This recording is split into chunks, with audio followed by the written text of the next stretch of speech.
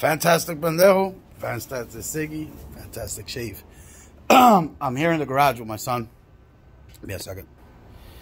How's it going? That's my son. Good. That's Damien, a.k.a. Macho.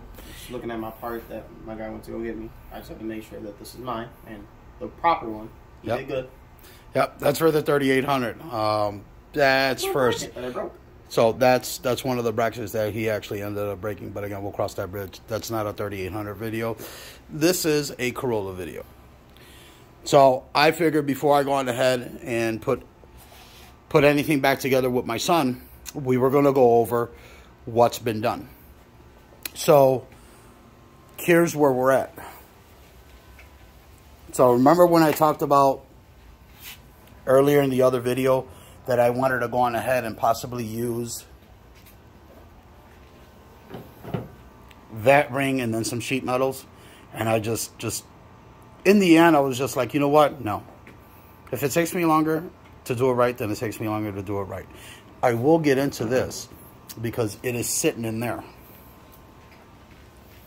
That is the original shape of the original speaker pods that were in there. And again, it was a stamped steel as per what we discussed about. Did roll up the window up and down to make sure everything was cleared. Yep, both sides. So we ended up harvesting the original speaker wire to plug back in. I did that for all four. So we went on ahead, rivet nutted it, got them in, both sides. Both sides are done. The rears. This is going to be a little difficult to see, maybe or maybe not. But as you can see, right where that screw is at, there's a cutaway. Do you see it? That cutaway right here. So what I ended up doing was using my Dremel tool and cutting away all four screw mounts for the original bracking so that it would fit. My issue is none of the holes would line up unless I remove the excess plastic. Luckily enough, because the plastic came up, it made like a little wall. So it still fastened it. So I was able to go on ahead, trim all the excess tabs off of it. All of that was cut away. And then what we ended up doing was right around here, cutting that away and using the screw. And then mounting the 6.5. There is the 6.5. There is the original wiring that tapped right into there. Again, harvesting the original wire harness.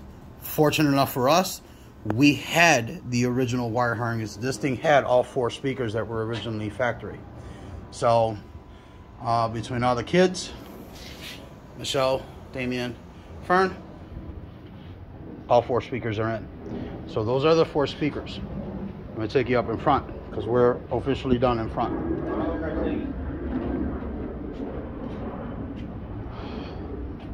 We put the new water bottle in, okay? Windshield wiper fluid before you guys are sitting there and lose your shit. So the original one was all cracked and corroded.